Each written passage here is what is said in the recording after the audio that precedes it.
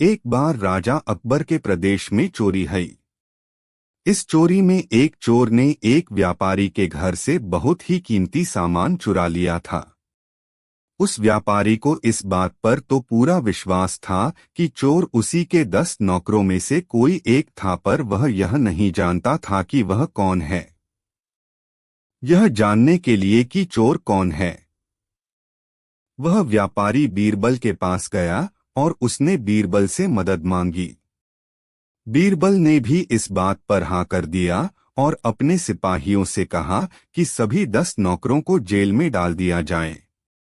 यह सुनते ही उसी दिन सिपाहियों द्वारा सभी नौकरों को पकड़ लिया गया। बीरबल ने सबसे पूछा कि चोरी किसने किया है, परंतु किसी ने भी यह मानने को इनकार कर दिया कि चोरी उसने किया है। बीरबल ने थोड़ी देर सोचा और कुछ देर बाद वह 10 समान लंबाई की छड़ी लेकर आए और सभी चुने हुए लोगों को एक एक छड़ी पकड़ा दिया। पर छड़ी पकड़ाते हुए बीरबल ने एक बात कहा, उस इंसान की छड़ी 2 इंच बड़ी हो जाएगी जिस व्यक्ति ने यह चोरी की है। यह कहकर बीरबल चले गए और अपने सिपाहियों को निर्देश दिया कि सुबह तक उनमें से किसी भी व्यक्ति को छोड़ा न जाए। जब बीरबल ने सुबह सभी नौकरों की छड़ी को ध्यान से देखा तो पता चला उनमें से एक नौकर की छड़ी 2 इंच छोटी थी। यह देखते ही बीरबल ने कहा, यही है चोर।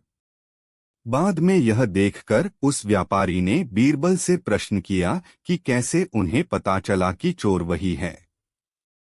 बीरबल ने कहा कि चोर ने अपने छड़ी के 2 इंच बड़े हो जाने के डर से रात के समय ही अपने छड़ी को 2 इंच छोटा कर दिया था। कहानी से शिक्षा। सत्य कभी नहीं छुपता, इसलिए जीवन में कभी भी झूठ मत बोलो। 2 बीरबल को पूछे गए 3 प्रश्न। 3 बीरबल राजा अकबर के बहुत प्रिय थे। वह अपने बहुत सारे निर्णय बीरबल की चालाकी और बुद्धिमानी के बल पर सभा में लेते थे। यह देखकर कुछ दरबारियों के मन में बीरबल के प्रति घृणा जागृत हो गई।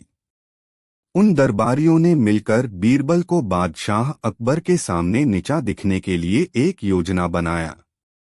एक दिन भरी सभा में उन दरबारियों ने अकबर के समक्ष कहा कि अगर बीरबल हमारे 3 प्रश्नों का उत्तर दे देंगे तो हम मान जाएंगे कि बीरबल से बुद्धिमान कोई नहीं। बीरबल की बुद्धि की परीक्षा लेने के लिए बादशाह अकबर हमेशा तैयार खड़े रहते थे। यह बात सुनते ही राजा अकबर ने हाँ कर दिया। 3 प्रश्न कुछ इस प्रकार के थे। प्रश्न 1, आसमान में कितने तारे हैं? प्रश्न 2, इस धरती का केंद्र कहाँ है? प्रश्न 3, इस पृथ्वी में कितने पुरुष और महिला हैं? यह सुनते ही अकबर ने तुरंत बीरबल से कहा, अगर तुम इन प्रश्नों के उत्तर नहीं दे पाओगे तो तुम्हें अपने मुख्यमंत्री के पद को त्यागना पड़ेगा।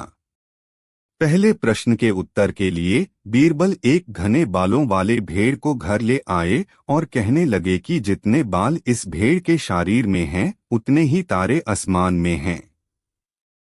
अगर मेरे दरबारी मित्र इस भेड़ के सभी बाल गिनना चाहें तो गिन सकते हैं।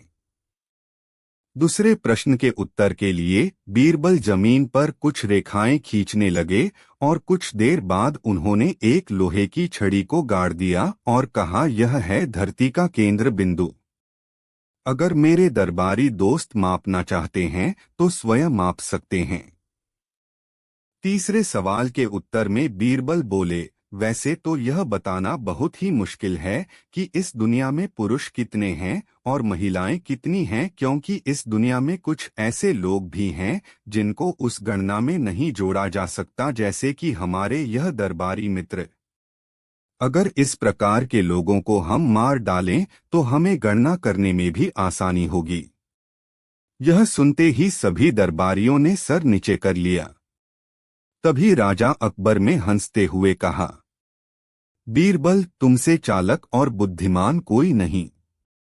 कहानी से शिक्षा। सफलता प्राप्त करना का कोई न कोई रास्ता जरूर होता है, बस अपनी बातों पर दृढ़ संकल्प रखना जरूरी है। 3. बीरबल और अंगूठी चोर की कहानी। एक दिन भरे दरबार में राजा अकबर ने अपना अंगूठी खो दिया। जैसे ही राजा को यह बात पता चली, उन्होंने सिपाहियों से ढूंढने को कहा पर वह नहीं मिला। राजा अकबर ने बीरबल से दुखी मन से बताया कि वह अंगूठी उनके पिता की अमानत थी, जिससे वह बहुत ही प्यार करते थे। बीरबल ने जवाब में कहा, आप चिंता ना करें महाराज, मैं अंगूठी ढूंढ लूंगा। बीरबल ने दरबार में बैठे लोगों की तरफ देखा और राजा अकबर से कहा, महाराज, चोरी इन्हीं दरबारियों में से ही किसी ने किया है। जिसके दाढ़ी में तिनका फंसा है, उसी के पास आपका अंगूठी है।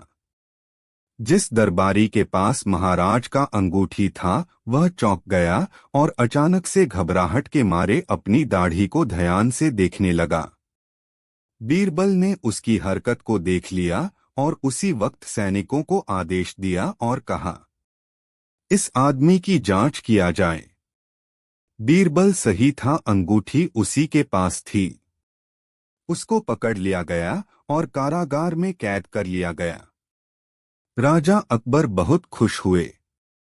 कहानी से शिक्षा। एक दोषी व्यक्ति हमेशा डरता रहता है।